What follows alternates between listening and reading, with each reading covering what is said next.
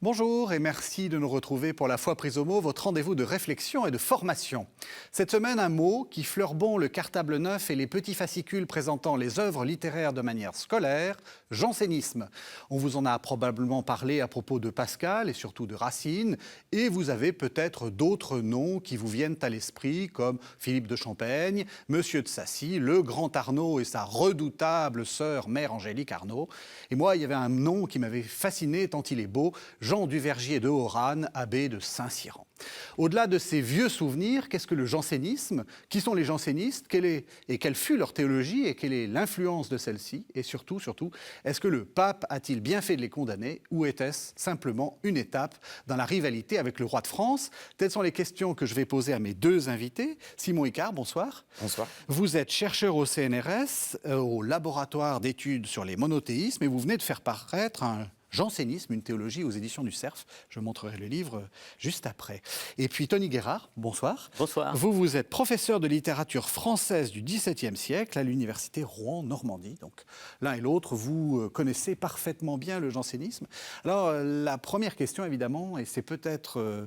en fait, la première question va peut-être être celle de toute l'émission. C'est quoi le jansénisme? Moi, on m'a appris, c'est quelque chose qui vient d'Augustin. Est-ce que c'est vrai? Alors, le point de départ du jansénisme, c'est la volonté d'un évêque, Jansénius, évêque d'Ypres, qui, en secret, pendant une vingtaine d'années, a voulu offrir à l'Église ce qu'il estimait être la vraie doctrine d'Augustin en matière de la grâce. Et pourquoi est-ce qu'il a voulu faire ça? C'était pour permettre au pape de trancher une controverse qui courait depuis le milieu du XVIe siècle, le Concile de Trente, controverse entre théologiens catholiques autour de la grâce. Et ce faisant, il va proposer une interprétation d'Augustin, d'où il va tirer en réalité une doctrine propre.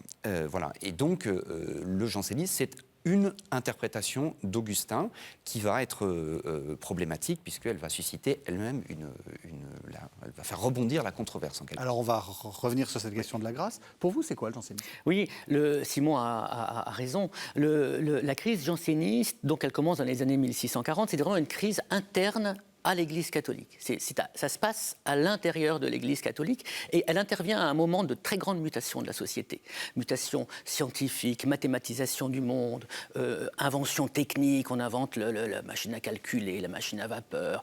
La société accélère vraiment à toute vitesse. Développement du commerce international avec les colonies, développement de l'industrie. C'est à ce moment-là que se développe le jansénisme et le jansénisme, c'est une forme de réponse à cette crise, à cette évolution très rapide, trop rapide de la société. Alors évidemment, toute chose égale par ailleurs, on voit que le jansénisme peut nous aider aussi à penser ce qui nous arrive aujourd'hui. Deux partis, deux camps dans l'Église qui vont prendre des positions différentes par rapport à ces changements très brutaux de la société. Vous êtes en train de nous dire qu'on fait bien de faire cette émission, voilà. Parce que c'est très actuel. Exactement, on ne peut pas être plus actuel qu'avec le jansénisme. Alors quel était le problème? Pourquoi est-ce que Jansénius, dans son coin, comme vous dites, après avoir été... il avait une belle carrière à Louvain, il a fait plein de choses, et puis là il est évêque, il est au fond de son archevêché, enfin de son évêché plutôt, et il travaille. Il travaille. Alors, je pense que le problème de fond, c'est celui, on va dire, de l'Église catholique, mais peut-être plus largement de l'Église latine. La difficulté qu'ont les théologiens à cette époque-là, de penser que lorsque Dieu et l'homme agissent ensemble, tout doit être attribué à Dieu et tout doit être attribué à l'homme. En fait, ces théologiens pensent en fait la relation entre Dieu et l'homme sur comme les vases communicants, c'est-à-dire ce qu'on attribue à Dieu, on va le retirer à l'homme et vice-versa. Et donc ce faisant, quand ils abordent la doctrine de la grâce, on a des schémas qui s'opposent. Certains schémas accordent beaucoup à l'homme, d'autres beaucoup à Dieu, mais on est à la recherche impossible à trouver d'un point d'équilibre. Et Jansénius, lui, pense que Augustin a donné la doctrine catholique de la grâce de manière exclusive et il en propose une interprétation qui est radicale. Je peux peut-être présenter, je vais essayer de présenter ce qui me semble être le cœur de son interprétation. En gros, il pense le rapport entre la volonté de Dieu et la volonté de l'homme comme une domination. Et il distingue avant le péché originel et après le péché originel. Avant le péché originel, pour Jansénius, la grâce donnée par Dieu était soumise à la domination du libre arbitre d'Adam. Et cette grâce, Dieu se devait de la lui donner pour que Adam puisse exercer sa liberté et son souverain pouvoir. Et donc ça voulait dire que les mérites d'Adam étaient des mérites qui étaient des mérites purement humains, dont il aurait pu se glorifier lui-même s'il n'avait pas péché. Avec le péché originel, il y a une inversion de ce système. La volonté d'Adam devient faible. Désormais, dans les saints, c'est la grâce de Dieu, la volonté de Dieu qui domine le libre arbitre des saints. Les mérites des saints sont des mérites purement divins et ils doivent en rendre compte qu'à Dieu seul. Donc on voit qu'en réalité, le nœud du jansénisme tient à la manière dont il conçoit la relation entre Dieu et l'homme avant le péché originel. Pour comprendre finalement le fait que les mérites des saints sont des mérites purement divins, il faut comprendre en fait ce qu'il pensait d'Adam, qui dominait la grâce qui lui était due. Pour bien faire comprendre, ça veut donc dire qu'il y a une sorte de pessimisme anthropologique lié au péché. On revient à ce que disait saint Paul, le bien que je vois et que j'approuve, je ne le fais pas et je fais le mal, donc j'ai une sorte de volonté faible. Alors, il y a un pessimisme, mais qui en fait conduit Jansénus à avoir un hyper-optimisme sur l'état primitif de l'homme. C'est-à-dire qu'en fait, pour penser que... En gros, on était très bien, et puis maintenant... Mais on était très bien, mais surtout, ça veut dire quoi? Ça veut dire que la grâce de Dieu, elle était due à Adam, elle était plus gratuite, et, oui, elle était sous la domination superbe d'Adam, qui devait se glorifier lui-même de ses propres mérites. Donc en fait, le jansénisme, je vais être presque paradoxal, c'est presque la doctrine de Pélage avant le péché originel. C'est en gros, pour penser la dégradation de la volonté humaine aujourd'hui, il faut penser à un état primitif où la grâce de Dieu était soumise au bon vouloir, à la domination de la liberté humaine. Donc en fait, Jansénus est bien dans le même schéma que ses contemporains, toujours le principe des vases communicants, mais avec un système qui lui est propre, une interprétation propre d'Augustin. Vous voulez dire quelque chose? Alors, je n'ai rien à ajouter au plan théologique, à l'explication très précise de Simon. Ce qui m'intéresse aussi, c'est la raison pourquoi est-ce qu'on s'est écharpé sur la question de la grâce et de la liberté à ce moment-là. Pourquoi tant de haine, et tant de conflits? Et je pense, pour revenir sur ce que je disais tout à l'heure, que c'est lié à l'évolution de l'époque. Qu'est-ce qu'on va faire? Est-ce qu'on va faire confiance à la liberté humaine de prendre en main sa destinée, de prendre en main son destin, de participer au progrès, à l'évolution très rapide d'une société, à ce qui est, en fait, on est au seuil de l'ascension de la civilisation occidentale. Alors, pour le meilleur et pour le pire, mais on est au seuil de ce mouvement-là. Est-ce que l'Église va accompagner ce mouvement, ou est-ce qu'au contraire, elle va dire, mais attention, non, l'être humain, il est plein de mauvaises passions, il est pervers, il est corrompu, on ne peut pas lui faire confiance, il faut faire attention, il faut refuser ces évolutions trop rapides. Le jansénisme, c'est ça. Ce sont ceux qui vont être prudents. Alors, les lignes de partage sont très complexes, mais en gros, ils vont être du côté d'un certain refus du monde et être très prudents à l'égard de ces évolutions vers ce qu'on appelait déjà la modernité. Ce qui ne les empêche pas d'être modernes sur certains points aussi, on y reviendra peut-être. Ah oui, mais il y a aussi des raisons proprement religieuses. D'une part, en arrière-plan, il y a évidemment la guerre contre les protestants, parce que ces débats catholiques naissent à partir du moment où le Concile de Trente se positionne face à Luther. Et puis l'autre chose, c'est que là, on touche par cette question-là au cœur même de la foi chrétienne. C'est la rencontre de la liberté de Dieu et la liberté de l'homme. Donc en réalité, ces questions techniques de la grâce posent concrètement des questions comme celle de la prière, les actes que je fais. Ça engage, en fait, on est au cœur même de la foi chrétienne. Justement, donnez des exemples. En quoi le fait d'avoir, comme vous dites, j'ai trouvé ça très très clair, les vases communicants, donc là, manifestement, on a tout retiré à l'homme pour tout mettre à Dieu, si je comprends bien ce que vous avez dit. Après le péché originel. Après le péché, voilà. Concrètement, soyez janséniste. Qu'est-ce que vous faites? Vous vous levez le matin? Qu'est-ce que vous... Je pense qu'en fait, c'est une manière de penser qui est encore la nôtre aujourd'hui. C'est-à-dire que on est tous jansénistes. On n'est plus jansénistes, mais en revanche, le principe des vases communicants, on est en fait complètement dedans. Donc, je ne sais pas, par exemple, prenez l'exemple de la prière. Quand je prie, qu'est-ce qui m'est attribuable? Qu'est-ce qui vient de moi? Qu'est-ce qui vient de l'esprit qui travaille en moi?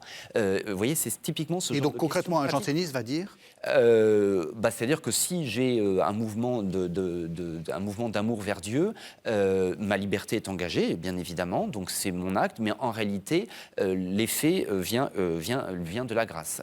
Et donc, le jansénisme va, en l'état de péché originel, va finalement limiter, non pas limiter la liberté humaine, mais limiter son impact. En fait, si on parle en termes de cause, la vraie cause efficiente, celle qui produit l'effet, c'est la grâce de Dieu.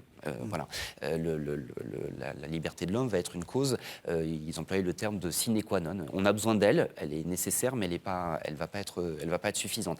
Mais ça se traduit donc de manière extrêmement pratique. Je ne sais pas, par exemple, lorsque j'agis, et que je fais quelque chose de bien, qui agit en moi? Est-ce que c'est Dieu? Est-ce que c'est moi? Vous voyez? Donc c'est en fait. Et la réponse, c'est pour les jansénistes, si je fais quelque chose de bien, c'est ma liberté agit avec Dieu et mon action, en fin de compte, est le produit et l'effet de la grâce seule. Elle seule est efficiente. Donc ça veut dire qu'en fait, je ne fais rien sans Dieu. Si, Non, que des choses mal sans Dieu. Alors, il y a cette idée, effectivement, chez les jansénistes, que oui, si la grâce de Dieu n'agit pas, je ne suis pas capable de bonnes actions. Mais là, ce n'est pas typique du jansénisme. Voilà. L'image qu'on trouve dans les textes, c'est celle d'un ensorcellement. C'est-à-dire que le péché nous a, depuis le péché, le diable est le prince de ce monde. Et nous sommes ensorcelés, attirés vers le mal, invinciblement, par nos mauvaises passions. Nous sommes sur une mauvaise pente à laquelle nous ne pouvons pas résister. Et c'est vraiment l'image du charme. Et la grâce de Dieu vient nous charmer davantage. C'est ce que saint Augustin appelle la delectatio victrix, le plaisir supérieur et victorieux. Et donc nous ne pouvons renoncer à cet ensorcellement vers le mal qu'à la faveur d'un ensorcellement vers le bien qui ne peut nous être accordé que par Dieu. En fait, nous sommes une girouette et on suit le mouvement le plus fort, le vent le plus fort, soit le vent de la concupiscence, soit le vent de la grâce. Est-ce que je peux juste rajouter un petit point de théologie? Au contraire, mais je pense que parmi les raisons proprement théologiques qui font que l'Église latine de cette époque-là n'arrive plus à penser une œuvre commune à Dieu et à l'homme qui soit totalement attribuable à Dieu et totalement attribuable à l'homme, il y a le fait qu'on a déconnecté la christologie, donc la manière de penser le Christ, vrai Dieu, vrai homme, et la doctrine de la grâce. La christologie chrétienne suppose de dire que le Christ agit, lorsqu'il agit, il agit toujours en homme et toujours en Dieu. Chez lui, la volonté de l'homme et la volonté de Dieu ne sont pas en opposition. Tout acte du Christ est totalement humain et totalement divin. Chez Augustin, il y a un fondement christologique à la doctrine de la grâce. C'est-à-dire que pour penser l'union de la grâce de Dieu et de la liberté de l'homme, il faut partir de la liberté humaine du Christ. Or, ce fondement christologique, il n'est plus perçu par les théologiens. Donc il y a aussi une raison proprement théologique au fait que, à cette époque-là, la théologie a les plus grandes difficultés à penser que, lorsque j'agis librement, cette œuvre est totalement mienne et totalement l'œuvre de la grâce.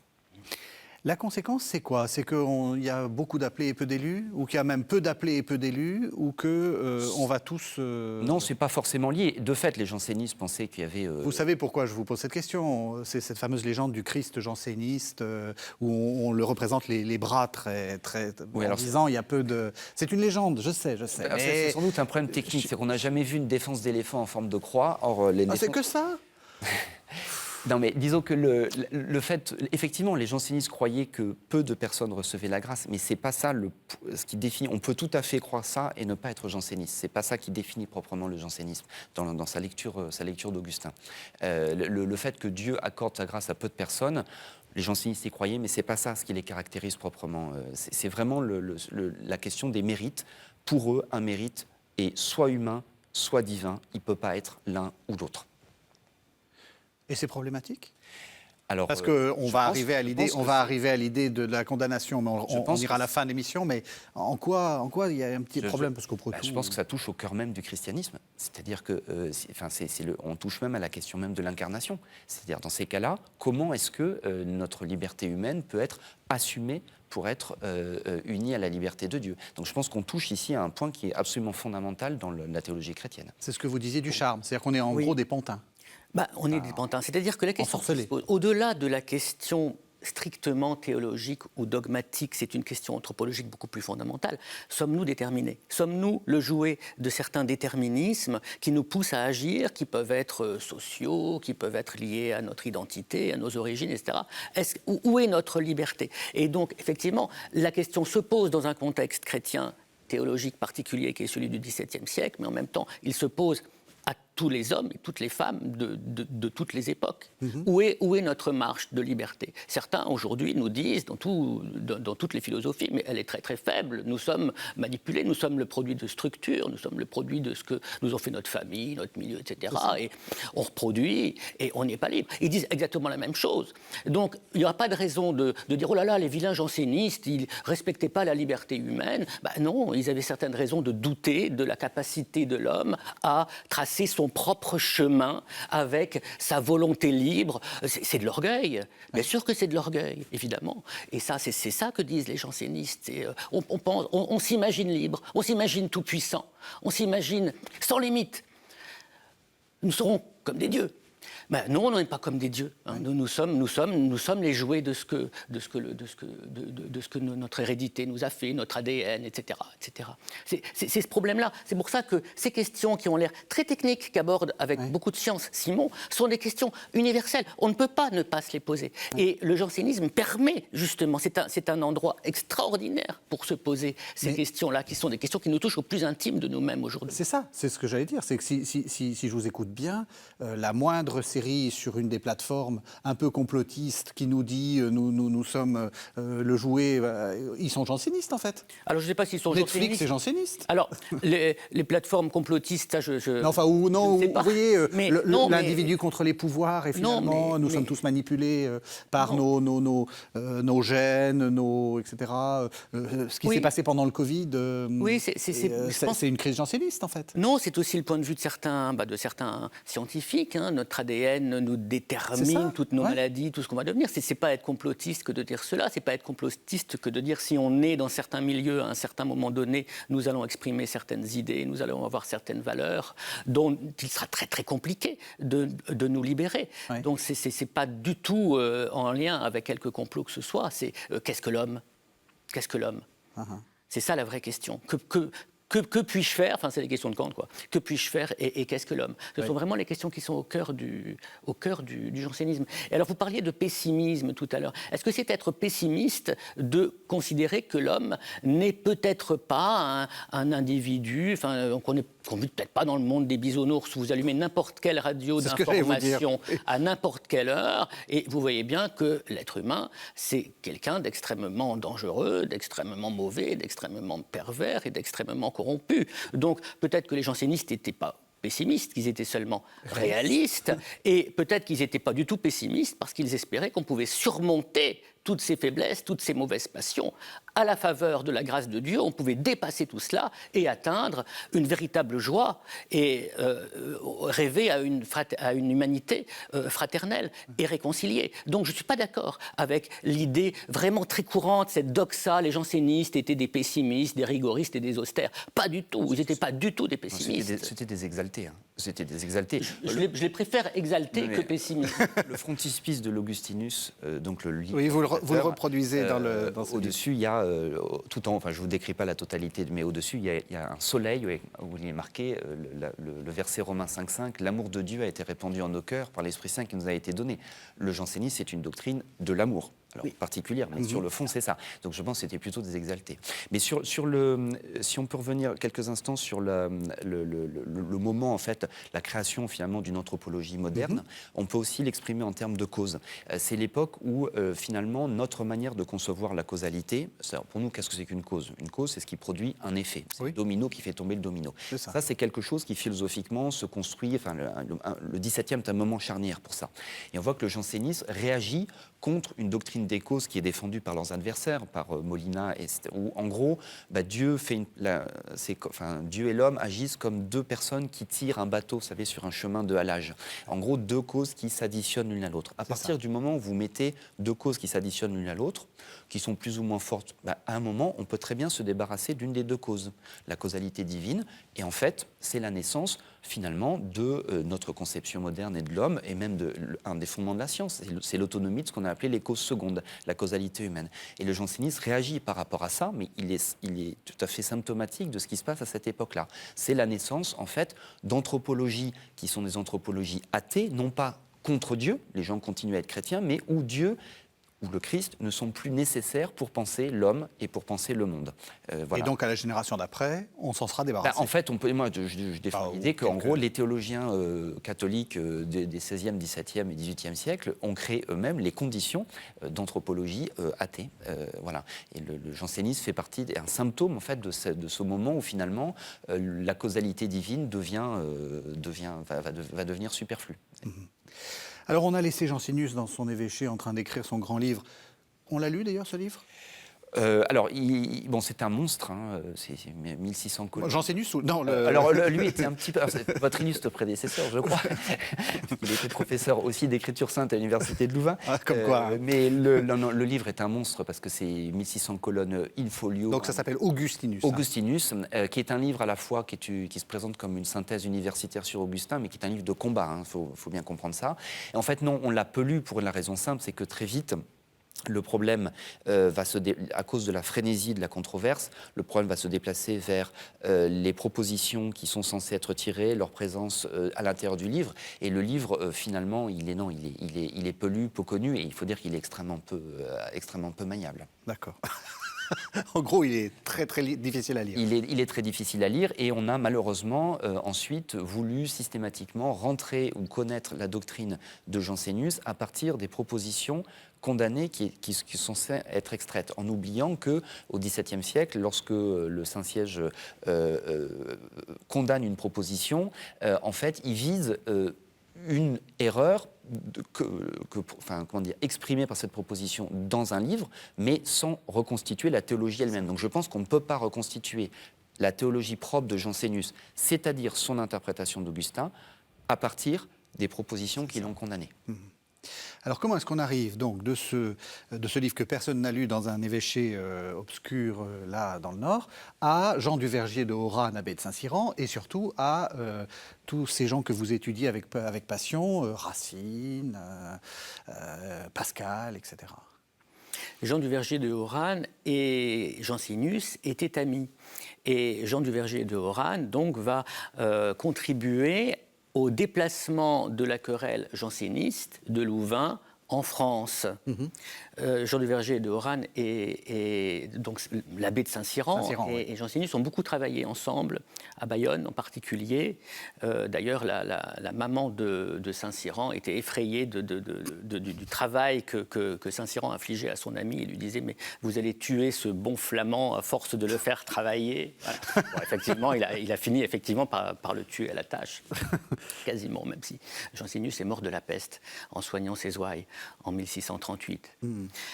Et donc, Saint-Cyran, qui partageait bon nombre de thèses avec Jansénius, voire probablement la théologie qu'il développait était à peu près identique, je pense sous le contrôle de mon voisin qui connaît ces questions théologiques mieux que moi.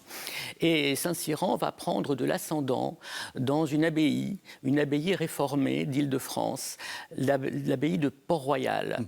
Vraiment, c'était un modèle d'abbaye de la contre-réforme, un modèle d'abbaye conforme aux préconisations de la réforme catholique et du Concile de Trente. Une jeune abbesse avait rétabli la clôture, rétabli les habits monastiques, etc. Elle s'appelait Angélique Arnaud en religion, Jacqueline Arnaud dans le civil. Et Saint-Cyran va devenir le directeur spirituel et le confesseur de Mère Angélique et de Port-Royal. Et Saint-Cyran exerçait un charisme considérable. Il a exercé une influence considérable, non seulement sur les religieuses de Port-Royal, mais sur de nombreux religieux et laïcs qui venaient lui demander des conseils. Il était leur directeur spirituel. Il leur parlait, il leur écrivait des lettres pour répondre un peu aux difficultés que ces laïcs et ces religieux qui lui faisaient confiance rencontraient dans l'existence.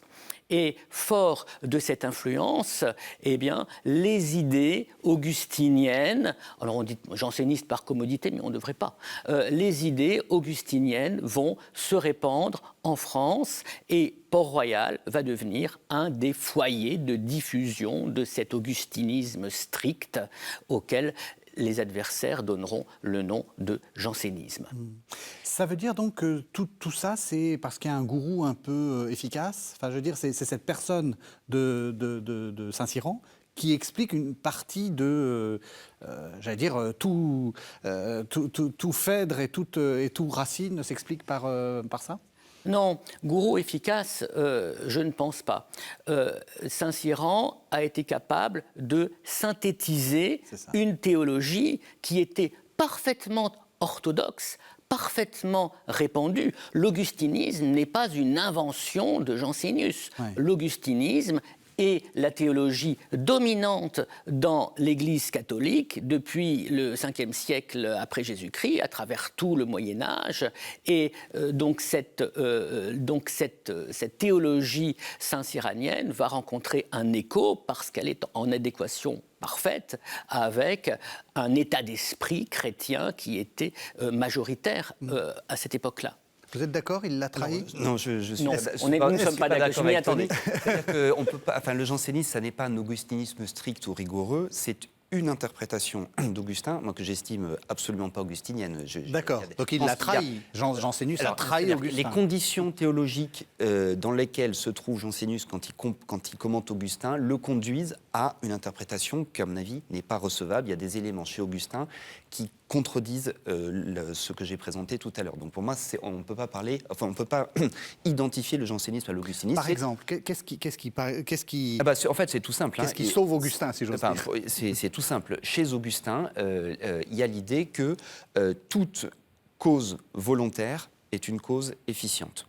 Et les causes volontaires dont il parle, c'est Dieu, l'homme et les anges.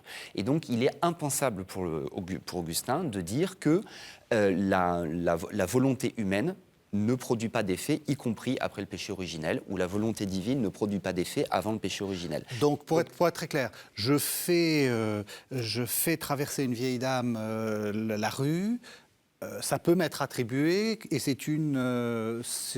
Oui, c'est-à-dire pour Augustin... Et c'est un bien que je fais. Pour Augustin, lorsque Dieu et l'homme agissent ensemble, tout est attribué à Dieu et tout est attribué à l'homme, c'est-à-dire que leur volonté est une cause qui produit un effet. Il n'y a pas une cause qui produit un effet et l'autre qui est là comme un simple complément.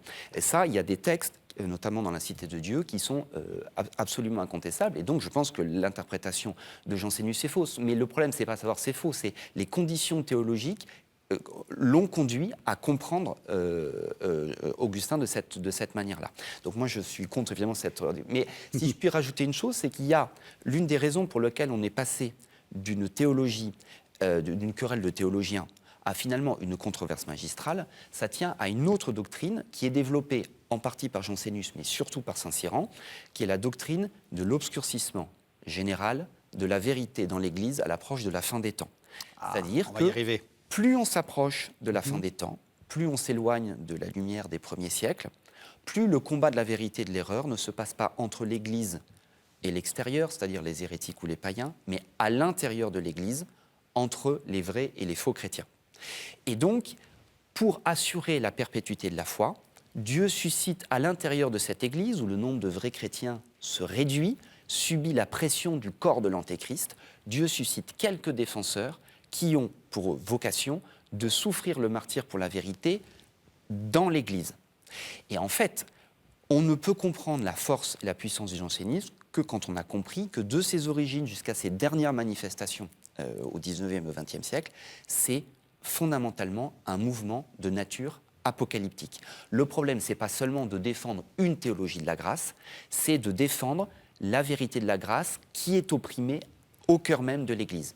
Et quand on a cette puissance apocalyptique, dans ces cas-là, ça permet tout ce qui a été l'existence, en fait, tout ce qui a eu lieu dans l'histoire du jansénisme. Donc on n'est pas seulement dans une querelle de théologiens. Est-ce que vous êtes d'accord? Mais non, je ne suis pas d'accord. Ah, alors allez-y. Nous savions, avec oui. Simon, que nous ne serions pas d'accord. Et je vais forcer un petit peu le trait, d'ailleurs, de mon côté. 2 points. Premièrement, la question du lien entre jansénisme et augustinisme. Il y a eu de très, très importants travaux par Jean Ménard, par Philippe Sellier. Sa thèse « Pascal et Saint-Augustin » reste une référence aujourd'hui, qui montre que la pensée de Port-Royal et la pensée de Pascal en particulier est strictement augustinienne. Simplement, les augustiniens de Port-Royal se sont appuyés essentiellement sur les derniers textes d'Augustin, ceux qu'il a développés dans la controverse contre Pélage. Et donc, ce sont les textes qui paraissent les plus durs, les plus sévères, le De corruptione et gratia, la correction et la grâce, etc. Bon, donc ça c'est donc c'est un certain Augustin. Alors que la tradition ecclésiastique essayait de considérer la pensée augustinienne dans son ensemble. On sait que saint Augustin a beaucoup évolué, c'est un peu contredit, c'est rétracté, etc. Les augustiniens de Port-Royal vont sélectionner certaines de ses œuvres, en particulier ses dernières œuvres, en disant après tout, c'est la dernière version de sa pensée, c'est la version la plus aboutie de sa pensée, donc nous avons raison de considérer ces dernières œuvres comme la véritable pensée d'Augustin. Il a écrit des Retractationes, il a rétracté toutes ses positions néoplatoniciennes du début de sa carrière, donc c'est pas choquant, c'est pas choquant. Voilà, donc ça c'est le premier point. Je peux juste répondre là-dessus. Oui, alors je ne suis pas d'accord sur cette lecture d'Augustin. En fait, quand on regarde les derniers textes d'Augustin, le De corruptione et gratia, l'Enchiridion, c'est là qu'on trouve le fondement christologique de sa doctrine de la grâce exprimée.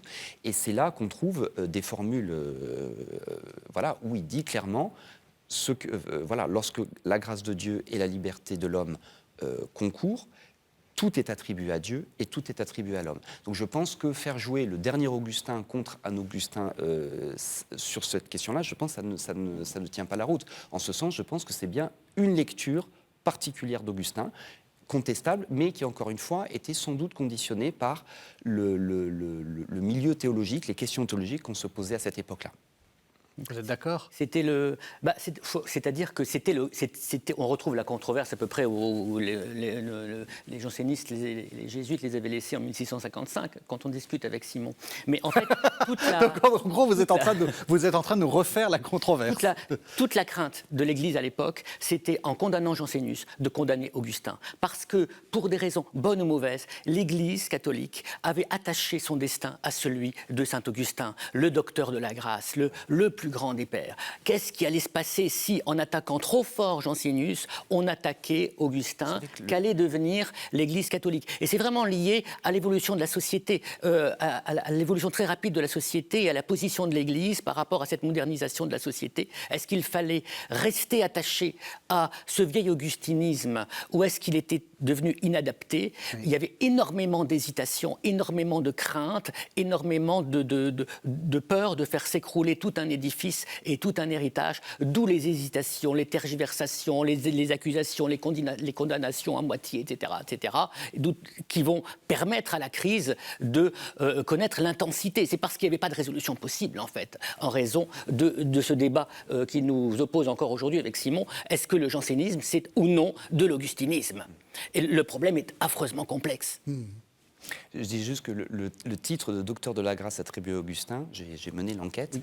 La deuxième apparition, c'est dans l'Augustinus. En fait, à l'origine, c'est un titre créé par Jansénus et probablement Saint-Cyran comme un argument de combat contre les molinistes et qui a ensuite été repris. Donc molinistes, c'est les ennemis. Les ennemis jésuites, oui. Voilà. Et donc ils inventent ce titre de docteur de la grâce pour dire il n'est pas comme les docteurs scolastiques.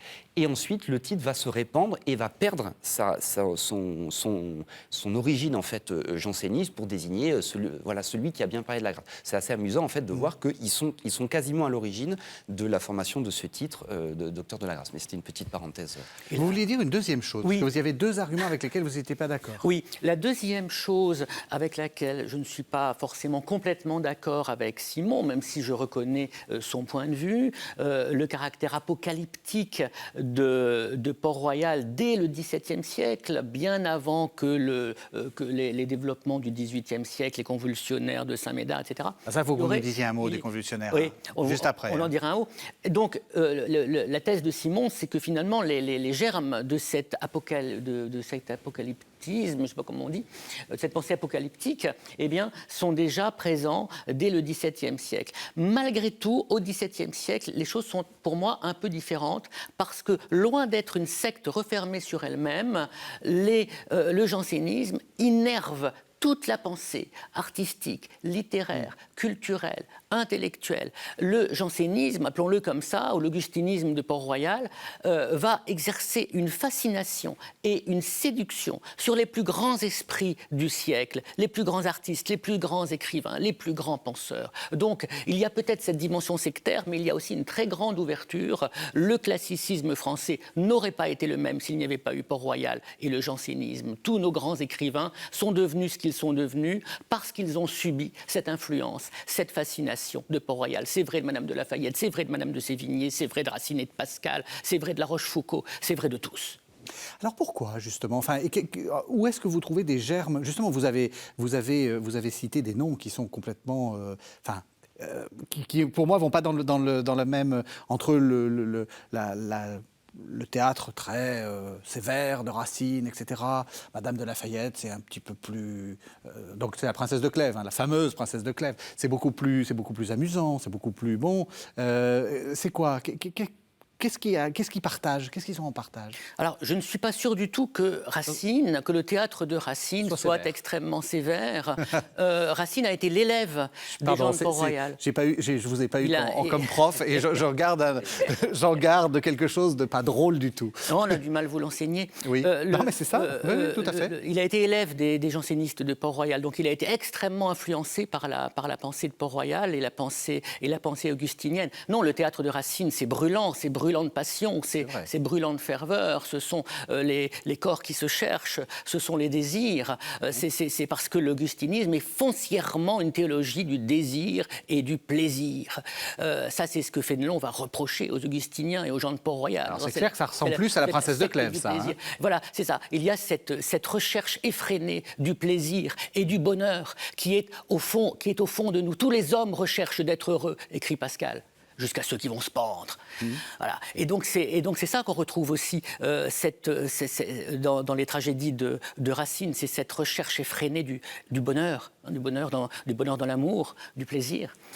C'est ça les tragédies. Et c'est la même chose chez Madame de La Fayette. La princesse de Clèves est surmontée par une passion qu'elle refuse. Oui. Elle est mariée, elle ne veut pas trahir son mari, elle veut respecter ses obligations conjugales, et puis elle tombe amoureuse, elle ne peut pas s'en empêcher. Elle ne peut pas s'en empêcher. Cet amour est invincible. C'est quelque chose qui arrive à tout le monde. On se marie, on veut être fidèle, et puis voilà, puis on tombe amoureux. On ne peut pas s'en empêcher, on se laisse entraîner par cette passion. Ça, c'est parfaitement janséniste, c'est parfaitement augustinien. Évidemment que ça fascinait ces gens, comme ça nous fascine encore aujourd'hui. Pourquoi est-ce qu'on s'abandonne à l'amour, à la haine, à l'ambition, alors qu'on n'en a pas forcément envie? On se dit, mais c'est pas... Voilà, je suis aveuglé, mais on ne peut pas s'en empêcher. Alors, évidemment, très très forte séduction de cette pensée, très très très forte fascination de cette pensée qui plonge à l'intérieur le plus profond de l'être humain, au plus intime de l'être humain, pour contempler toutes les contradictions du cœur.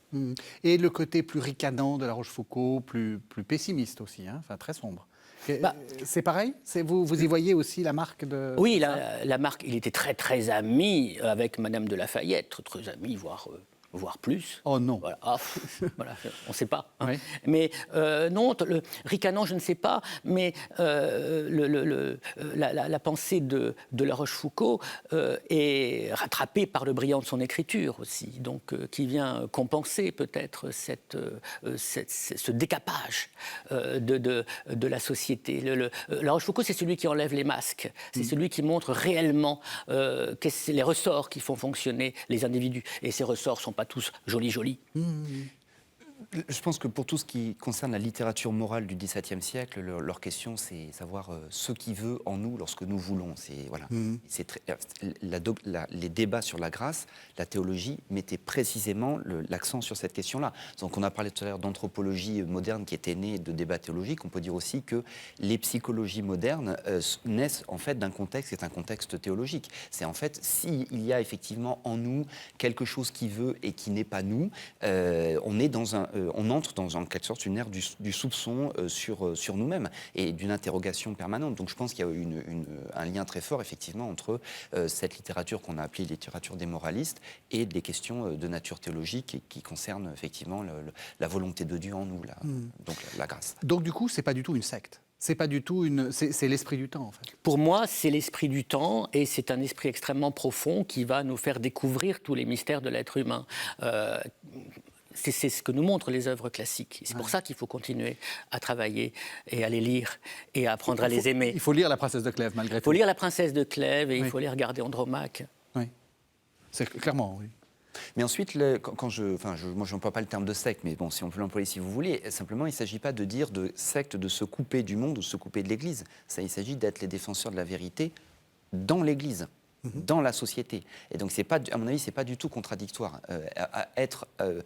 Avoir une doctrine apocalyptique qui soit le moteur en fait, d'un combat, tout en continuant à tenir sa place dans l'Église et dans la société. Je pense qu'il n'y a pas de contradiction. Leur doctrine les amenait à faire ça.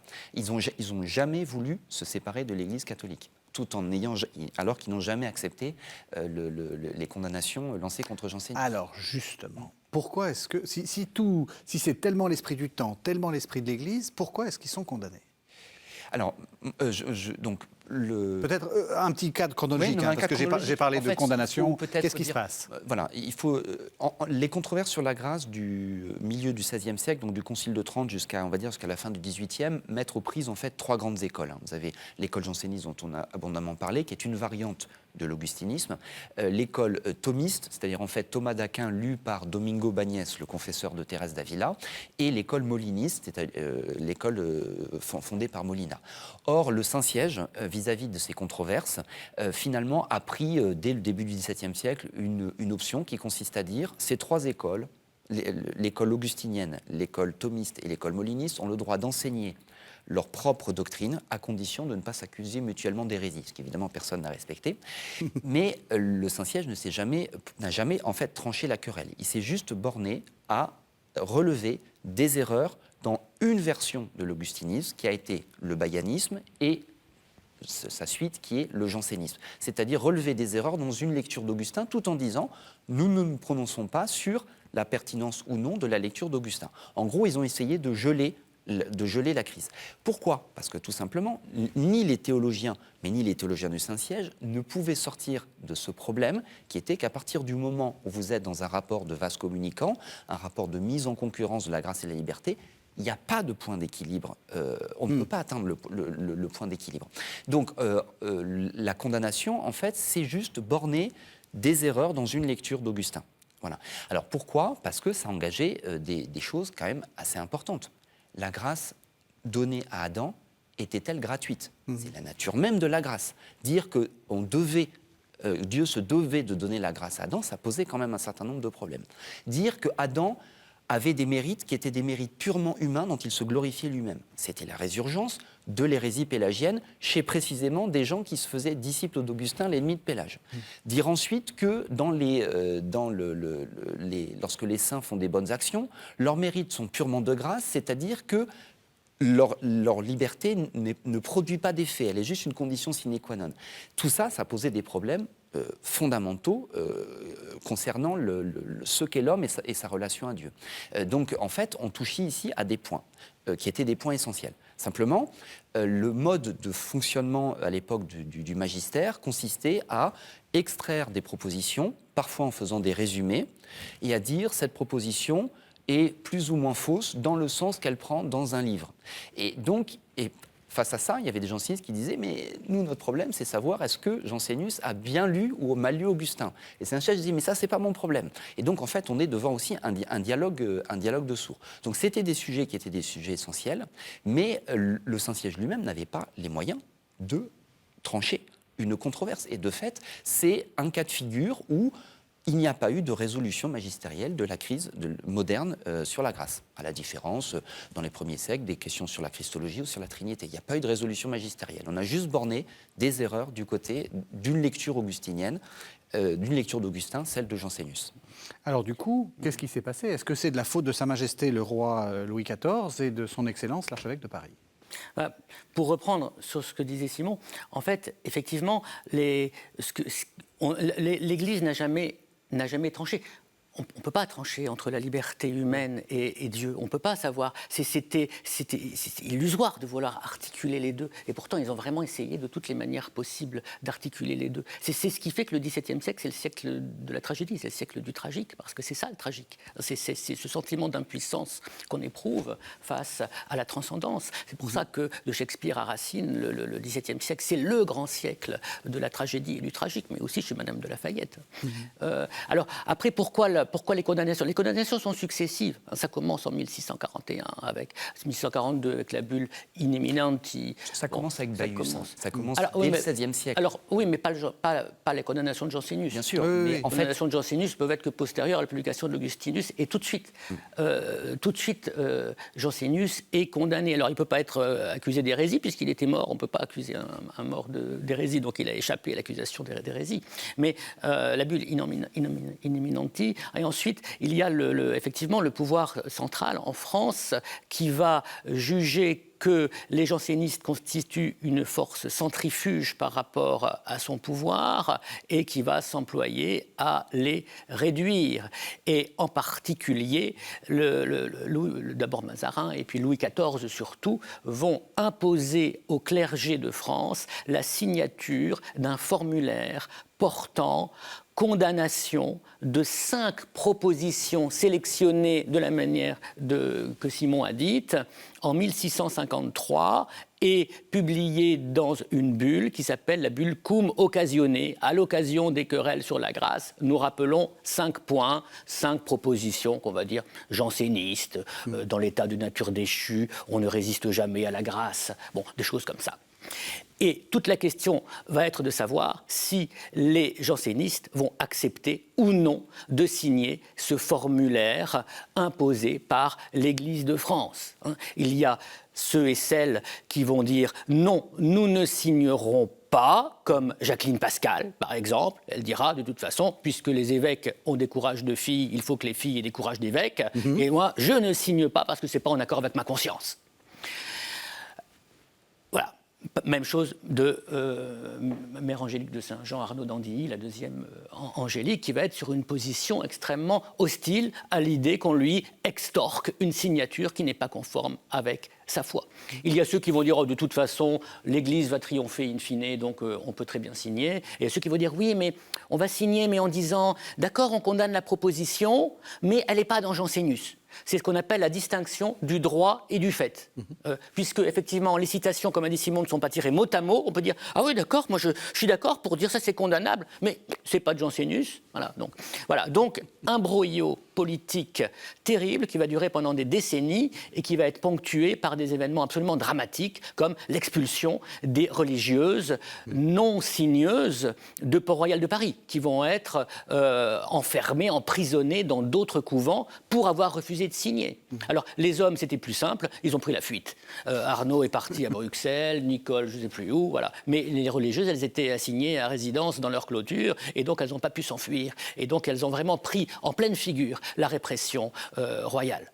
Juste d'un mot, parce qu'on arrive à la fin de l'émission, pourquoi ça gênait tant Louis XIV? Pourquoi c'était pour lui une force centrifuge, après tout Non, parce qu'il voulait maintenir l'ordre unique dans son royaume, parce que il y avait les religieuses, mais il y avait aussi des solitaires qui vivaient à Port-Royal, près de Port-Royal des Champs, et qui étaient en général des hommes importants du royaume, des ministres, des grands avocats, qui se sont retirés pour vivre comme des moines, sauf qu'ils n'avaient pas prononcé de vœux, ils ne dépendaient de personne, et ils constituaient des gens qui pouvaient être extrêmement dangereux. Louis XIV l'explique dans ses mémoires. Ils étaient pleins de vertus, mais ils pouvaient être tellement dangereux que je ne pouvais pas ne pas les laisser libres. De toute façon, ne pas les laisser vivre, pardon. Il y avait une suspicion, avant même Louis XIV, une suspicion de la monarchie française vis-à-vis de Jansénus, qui était un sujet du roi d'Espagne, qui avait écrit un pamphlet contre la monarchie française, le Mars Gallicus. Et à l'époque, l'ami de Jansénus, Saint-Cyran, était en prison sur ordre de Richelieu. Donc en fait, d'entrée de jeu, le jansénisme a des implications ecclésiologiques qu'on a vues, c'est-à-dire qui a l'autorité dans l'Église, mais aussi des implications politiques. Et donc ça va faire qu'il y a toujours eu une dimension politique du jansénisme, même si, à mon avis, il est impossible de définir une unité du jansénisme via la politique. Il n'y a pas une doctrine politique jansénisme. Mais en revanche, il y a toujours eu des implications avant même le fait que Louis XIV, effectivement, veuille l'unité de la foi dans son royaume et aussi se méfie des anciens frondeurs qui étaient amis. Donc les frondeurs, c'était la fronde politique, du début de son royaume. Et après la fronde, certains se sont rapprochés du mouvement de Port-Royal. Donc il y avait aussi cette crainte-là. Oui, le cardinal de Retz. Il y a eu 10 ans d'embellie entre 1668 et 1679 parce que Louis XIV était occupé par ses guerres extérieures, parce que le nouveau pape cherchait l'apaisement. Il y a eu la paix de l'Église qui a duré une bonne dizaine d'années et qui a été ce que Sainte-Beuve appelle le bel automne de Port-Royal, où il y a eu beaucoup de publications. C'est à ce moment-là qu'on a publié les pensées de Pascal, par exemple. Donc il y a eu une accalmie merveilleuse dans l'histoire de Port-Royal et du jansénisme. Mais en 1679, à la mort de la duchesse de Longueville, les persécutions vont reprendre. On interdit à Port-Royal de recevoir de nouvelles religieuses, des postulantes, etc., etc. Et comme les vieilles religieuses ne meurent pas assez vite, Louis XIV finit par donner l'ordre de les disperser et de tout raser. On arrive à la fin de l'émission. Pour résumer un peu, pourquoi est-ce qu'il faut garder la mémoire du jansénisme, Simon Icard? Alors, d'une phrase, parce qu'on est à la fin. Je pense que le jansénisme pose une question qui est encore la nôtre aujourd'hui, au moins sur le plan théologique. C'est-à-dire, est-ce que le christianisme est capable d'être fidèle à l'incarnation, c'est-à-dire se dire que Dieu et l'homme peuvent se rencontrer sans que l'un prenne la place de l'autre. Donc je pense que ça pose un problème, enfin une question qui est une question fondamentale pour le christianisme et aussi pour la question de savoir ce qu'est l'homme. Oui, c'est ce que j'allais dire. Pascal a dit le christianisme a bien connu l'homme. Le christianisme janséniste, puisqu'il était janséniste. Je crois que c'est vraiment ça. Le jansénisme a bien compris les mystères de l'homme, les complexités du cœur, les énigmes de l'âme humaine, de ses passions, de sa violence. Et c'est pour ça qu'on ne peut pas ne pas s'intéresser au jansénisme aujourd'hui. Merci à tous les deux. Le titre de votre livre, Simon Icard, donc Le jansénisme, une théologie, aux éditions du Cerf. Vous faites le tour de force de présenter le jansénisme en 164 pages. Si ce livre vous tombe des mains, il ne vous fera pas mal aux pieds. Exactement. Merci beaucoup. Ça, c'est un argument de vente. Merci beaucoup. Merci de nous avoir suivis. Vous savez que vous pouvez retrouver cette émission sur le site internet de KTO, www.ktotv.com, et on se retrouve la semaine prochaine.